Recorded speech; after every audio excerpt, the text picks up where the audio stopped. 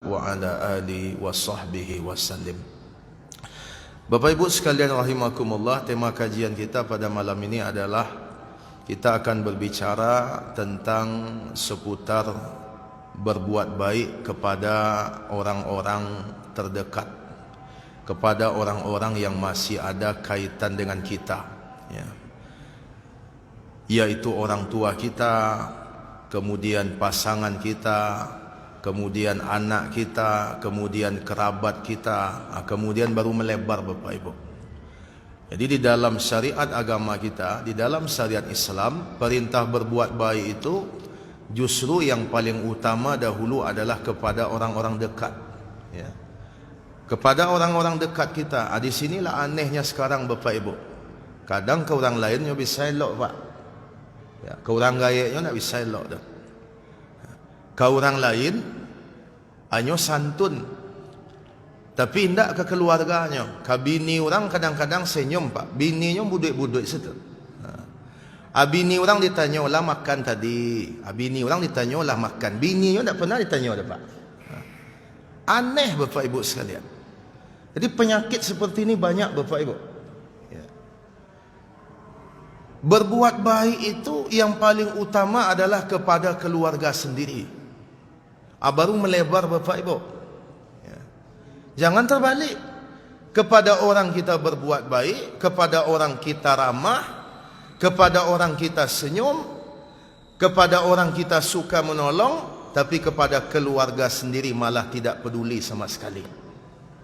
Bapak Ibu sekalian rahimakumullah, lihat firman Allah di dalam surat An-Nisa ayat 36.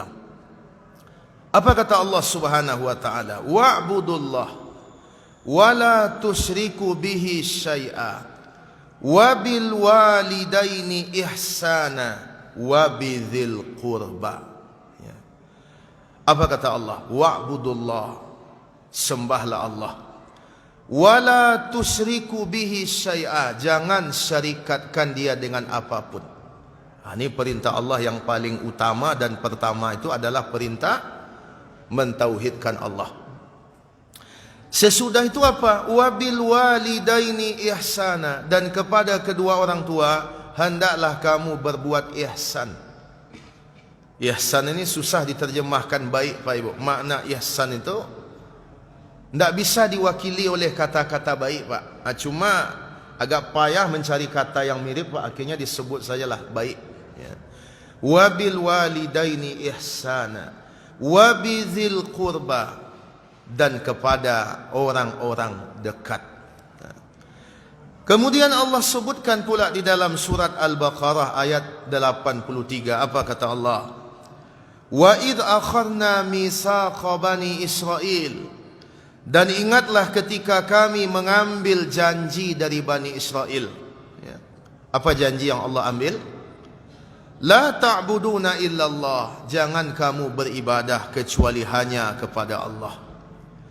Wabil walidaini ihsana, kepada kedua orang tua hendaklah kamu berbuat ihsan. Wazil qurba, kemudian kepada orang-orang dekat, kepada kerabat. Wal yatama, kepada anak yatim. Wal masakin, kepada orang-orang miskin. Wa qulu linnasi husna, dan berkata baiklah kepada semua manusia. Lihat Bapak Ibu, begitu urutannya Allah sebutkan. Jadi urutan berbuat baik itu didahulukan kepada orang-orang yang dekat dengan kita. Siapa orang-orangnya? Ini akan kita rinci Bapak Ibu, insyaAllah. Kajian kita ini akan kita bagi menjadi 2 pertemuan, malam ini dan insyaAllah kita lanjutkan besok dalam kajian ba'da subuh. Kepada siapa orang kita berbuat baik? Yang pertama adalah kepada kedua orang tua kita. Wabil walidaini ihsana, dan kepada kedua orang tua maka hendaklah dia berbuat ihsan, ya. Wabil walidain, al walidain dua orang tua. Walid ayah, walidah ibu. Walidain ayah dan ibu. Wabil walidaini ihsana, dan kepada kedua orang tua hendaklah kamu berbuat baik. Nah, berbuat baik kepada kedua orang tua ini, berbuat baik dengan segala pengertiannya, Bapak Ibu. Berbuat baik dengan ucapan, berbuat baik dengan perbuatan, berbuat baik dengan pemberian, berbuat baik dalam semua maknanya. Berbuat baik dalam bentuk ucapan, apa maksudnya? Orang tua kita adalah orang yang paling layak mendapatkan kata-kata yang lemah lembut dari kita. Ini mohon maaf Bapak Ibu, kadang wak ke atasan wak pak nak tanggung lunak je Pak. Menelepon atasan Pak, ya siap Pak, siap Pak, ya siap Pak, siap tarui se Pak. Kau orang gaiknya kadang kan nyari kata Pak. Ya. Ketahuilah Bapak Ibu, atasan kita tidak lebih berjasa dibandingkan orang tua kita. Atasan awak tu bila masuk ke dalam kehidupan awak Bapak Ibu? Sejak bilanya masuk dalam hidup awak? Di tengah jalan Bapak Ibu. Yang sudah punya andil semenjak dahulu terhadap kehidupan kita siapa? Orang tua kita. Orang tua kita telah punya andil semenjak dahulu. Belum ada lagi yang punya andil, dia yang sudah punya andil Bapak Ibu. Alun yang lain punya andil Pak, orang tua awak lah punya andil tu. Guru bila masuk Pak, guru tengah jalan masuk tu Pak. Lah mulai masuk umur sekolah, baru masuk guru di situ.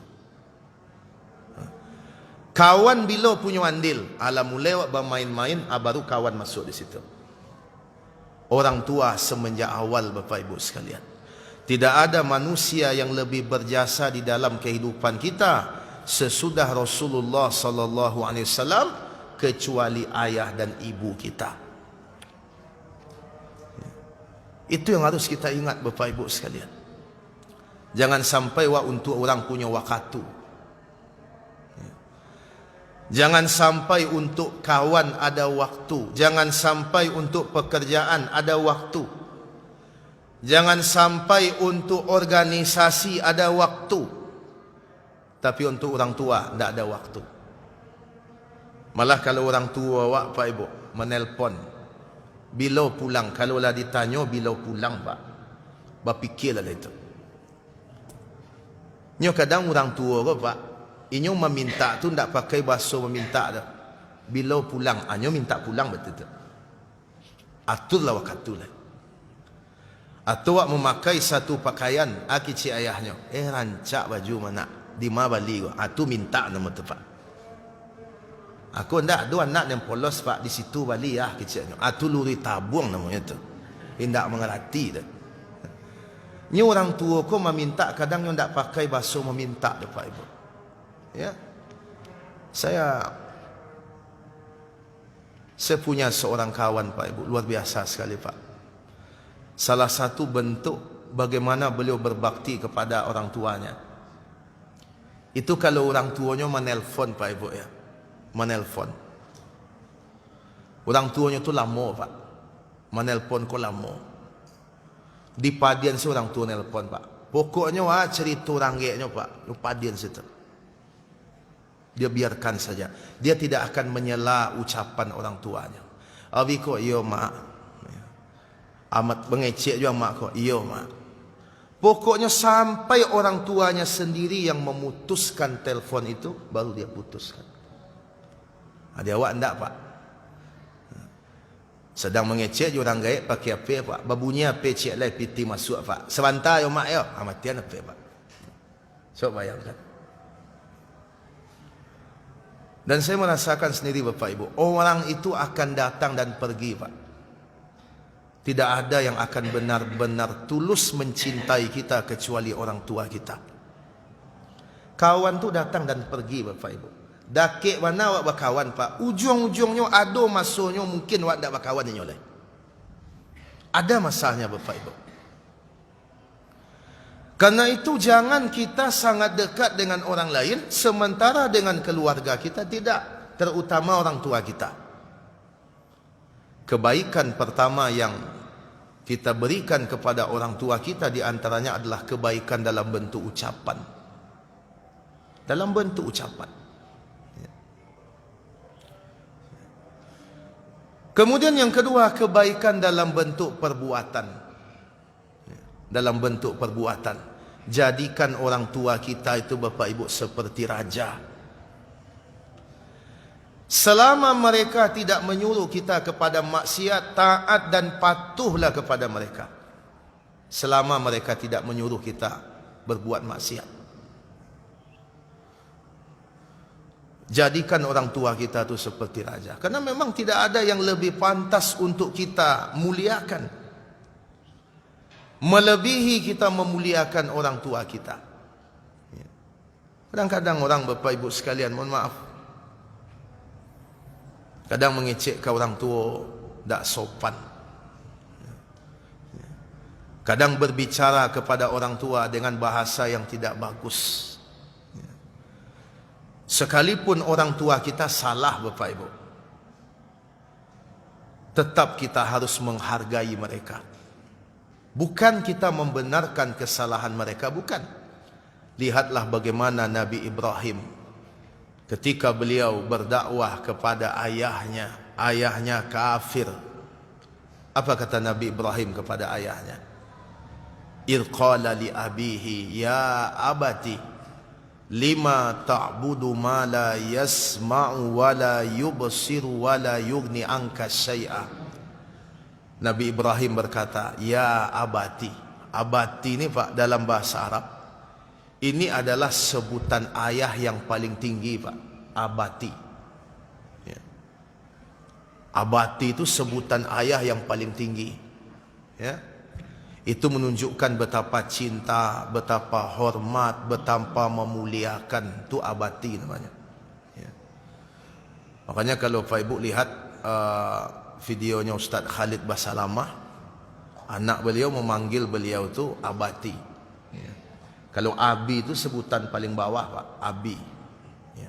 Di atas abi itu abuya, di atas abuya abati. Dari kata abuya itulah disingkat menjadi buya. Jadi buya itu sebenarnya artinya ayah Pak. Itu bukan sebutan keulamaan buya itu, tapi sebutan dekatnya seorang anak dengan ayahnya, disebut dengan buya. Ada awak terbalik Pak. Buya aku keulamaan. Kalau orang yang baru-baru mengaji Pak, dangka ilmu baru, tu ustaz nama tu. Pikuklah dalam ilmunya, tu buya tu. Padahal ustaz tu barik Pak, ustaz tu barik ya. Di Mesir ustaz tu artinya profesor Pak ya. Di Mesir ustaz itu artinya profesor. Makanya menyebut guru tu dalam bahasa Arab banyak sebutannya Pak. Ada ustaz, ada muallim, ada mudarris. Mudarris itu guru-guru yang sifatnya formal Pak. Di sekolah itu mudarris namanya. Muallim, guru yang menyampaikan ilmu, tapi ilmunya belum lagi sampai ke tingkat yang mendalam. Model-model saya ni muallim namanya Pak ya. Tapi kalau ustaz, itu artinya guru yang benar-benar menguasai atau profesor. Dia awak terbalik Pak. Ustaz ku Pak, asal laki ku pia Pak. Tu ustaz nama itu. Nagari awak ku paling mudah jadi ustaz Pak. Asal laki ku pia, laki lo sorban ci Allah tu ba ustaz seorang itu. Sekalipun bacaan Qurannya berserak-serak. Nah, Bapak Ibu sekalian rahimakumullah. Jadi ustaz ku barik sebenarnya. Cuma balai tradisi awak kan orang memanggil ustaz ku mudah mana. Kadang-kadang tak lama Pak. Don yang manggil dah ustaz doh. Tat saja. Sakit nanti anda ngapa? Tat saja. Adon di kampung-kampung sutai dipanggil. Sutainya panggil aja Pak. Jadi sebenarnya barik tu Pak Ibu. Ya, ustaz tu barik tu. Ya cuma baca cara mubahnya Pak. Disebut muallim kan payah lo jadinya.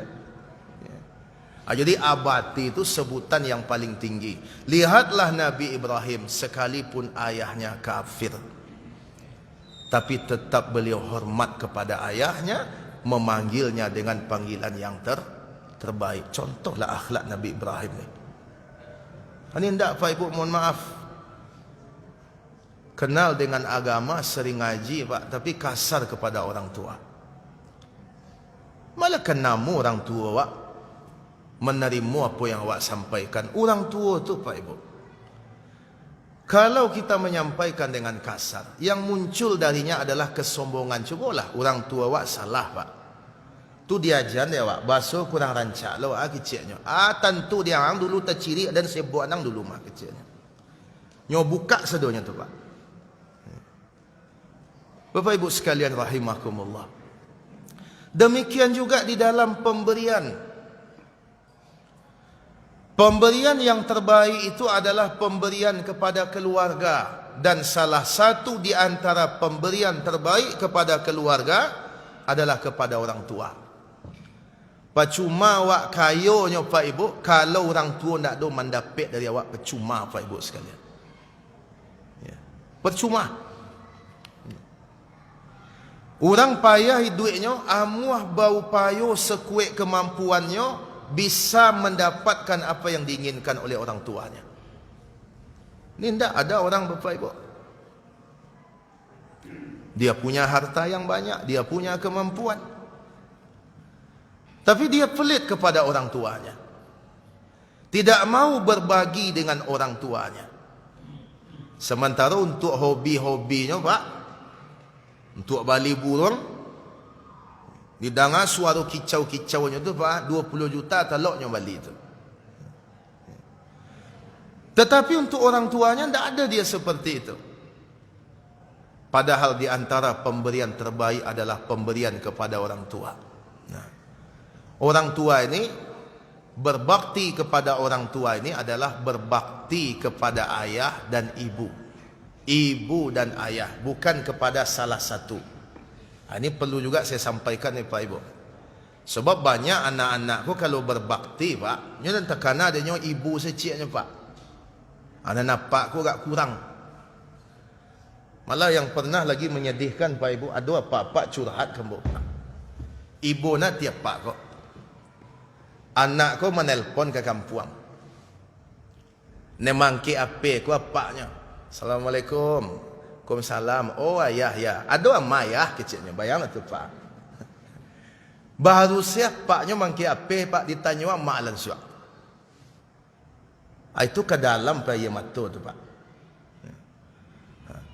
Ibu-ibu kalau ada anak kita yang seperti itu, di teleponnya ibu, ayahnya memang ke langsung ditanya ibu, jangan senang hati itu, kasih anak tu nasihat Bu.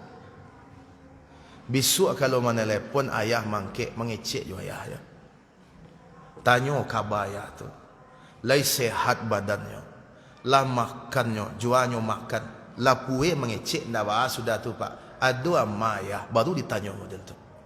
Ko indak baru saya gaek ko mangke ape Pak langsung tanya. Ada mak.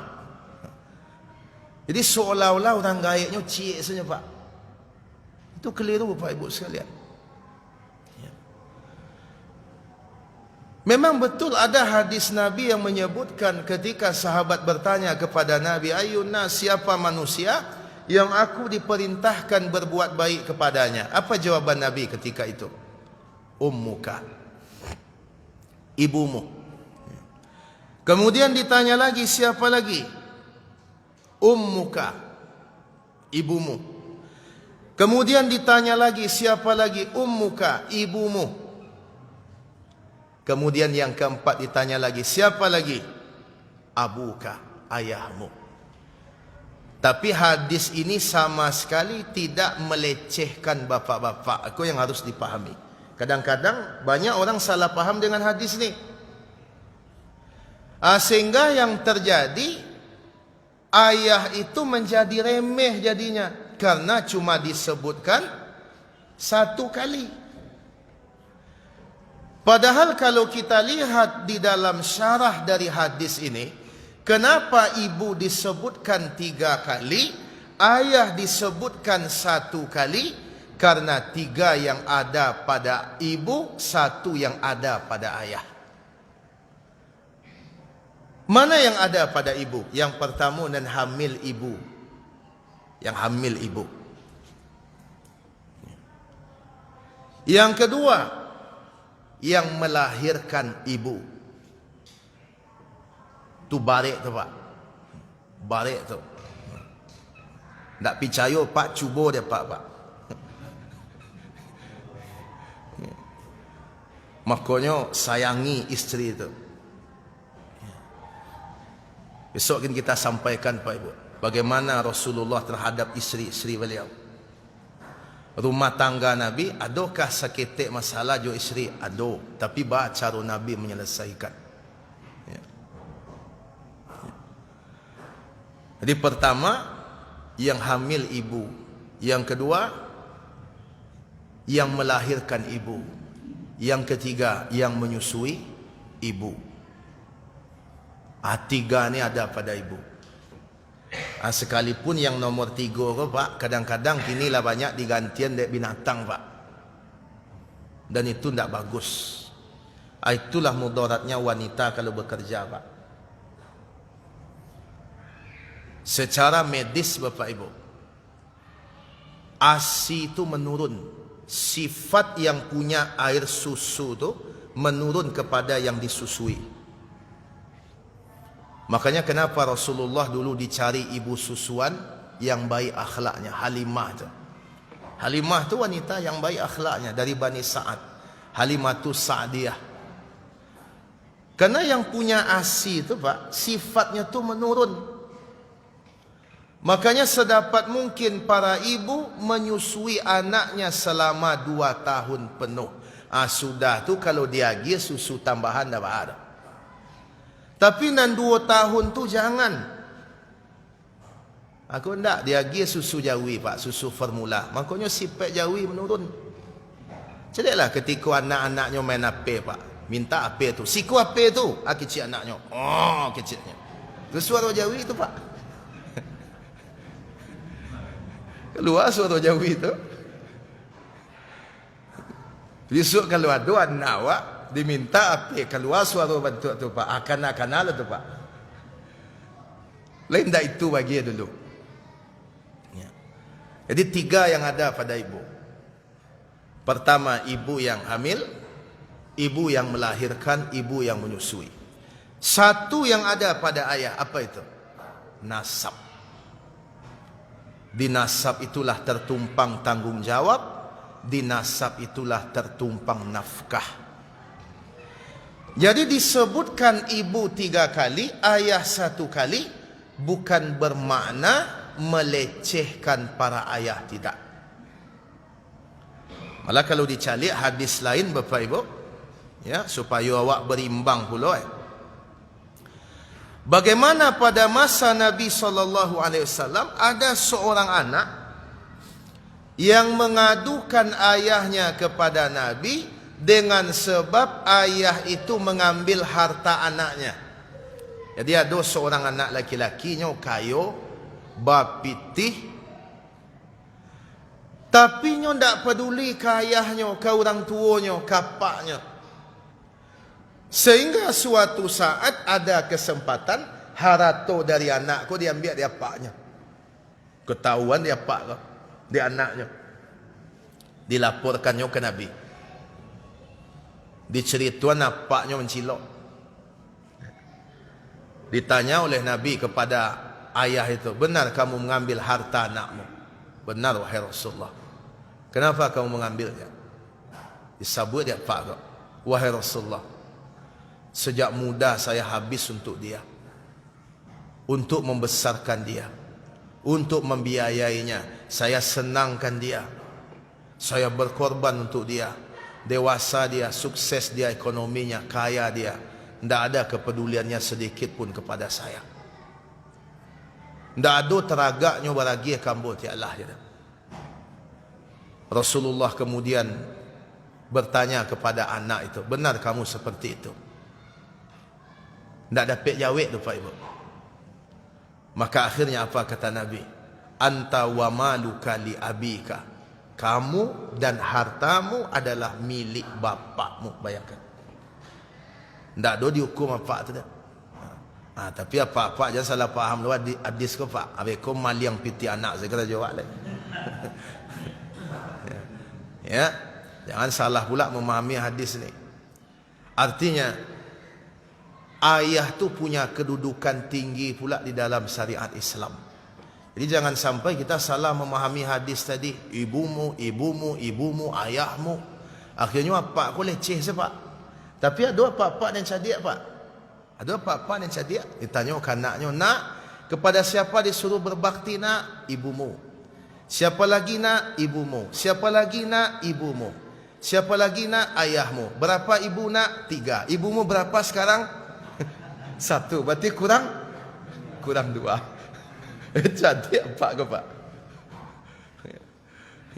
Hebatnya Pak. Dia tak bersobok, hikmahnya dia ulama Pak bersobok dia. Bukan ke situ maksudnya. Jadi Pak Ibu sekalian rahimakumullah, orang tua kita adalah orang yang paling berhak mendapatkan kebaikan. Adapun terhadap sikap mereka Bapak Ibu, bersabar Pak. Bersabar kita.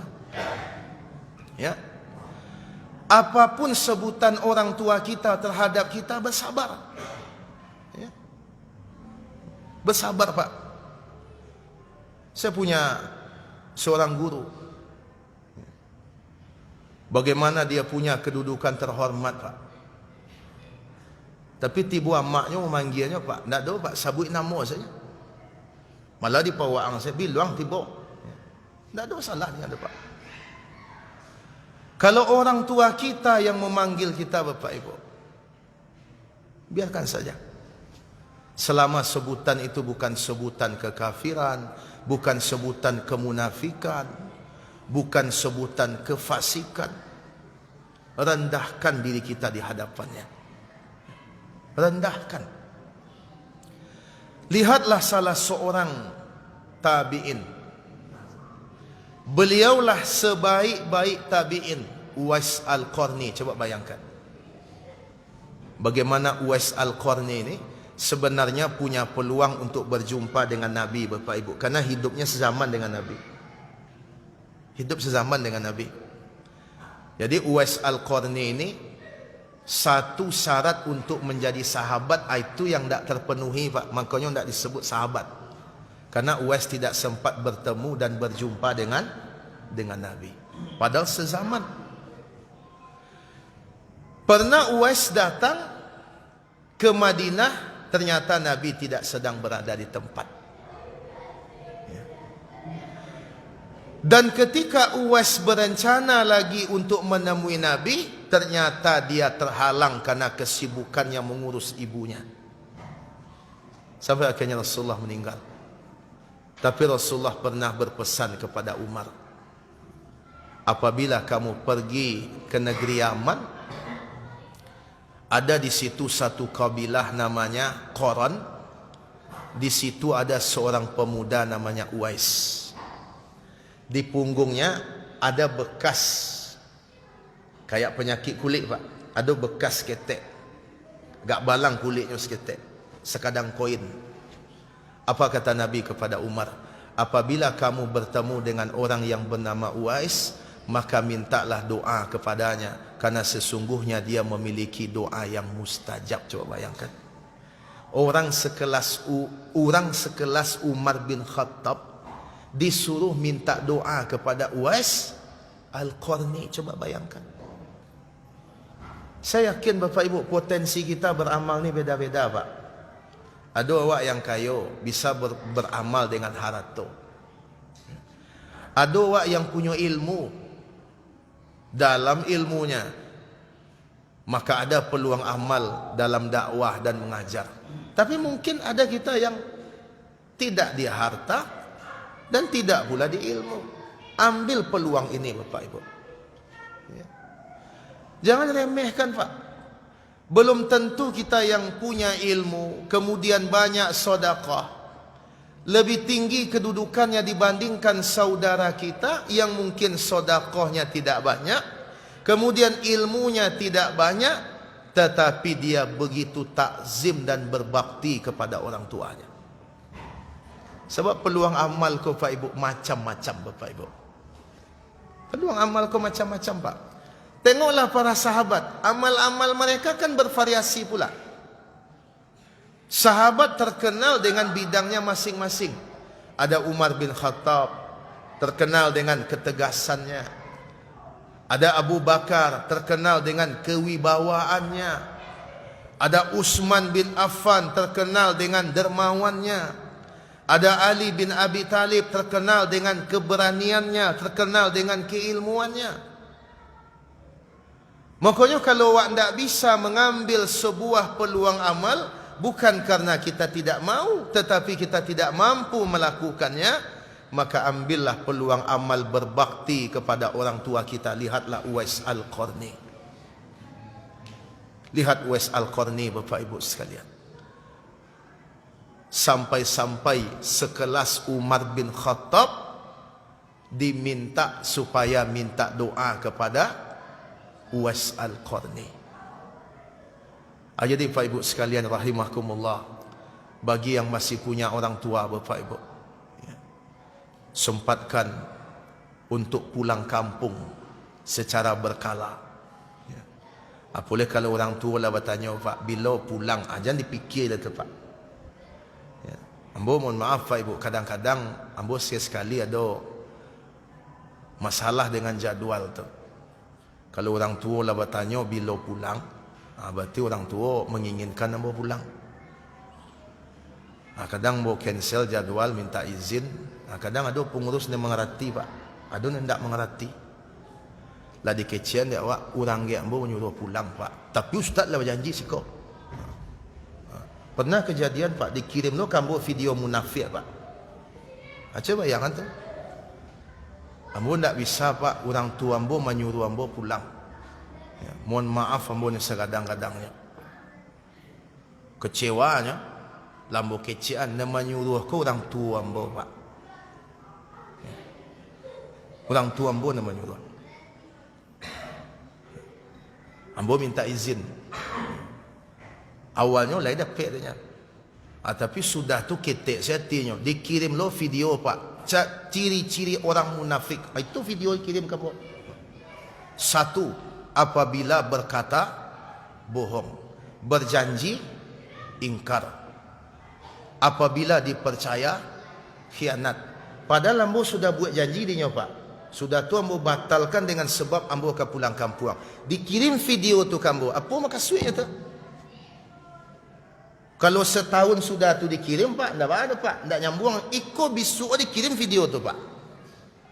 Kecil ambo ke pengurus tu lah, Pak. Padu apa perlu orang dia ambo dan ambo kecil ambo.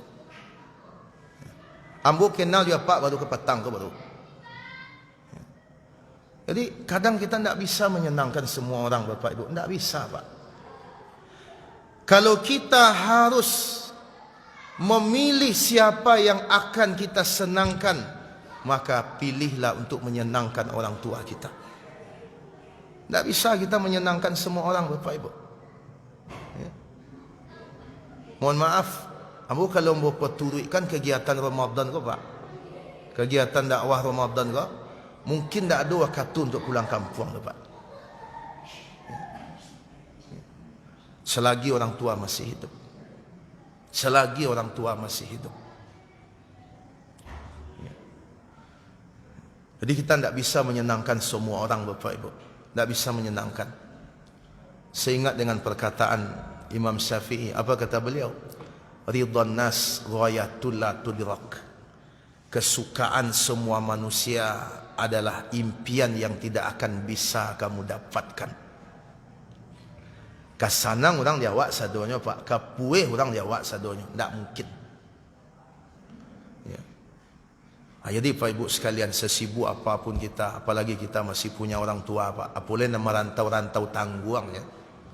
Tinggal di Bukit Tinggi, kampung di Sungai Puah. Itu kan merantau di balik dapur nama itu, Pak. Acoklah pulang, Pak. Selagi orang tua kita masih hidup, Bapak Ibu. Rasakanlah nanti, Pak Ibu, ketika orang tua tidak ada lagi. Barang-barang yang dia pakai itu akan jadi kenangan. Nampak Quran, Pak, takana ikon yang dibaca di amak dulu, kan.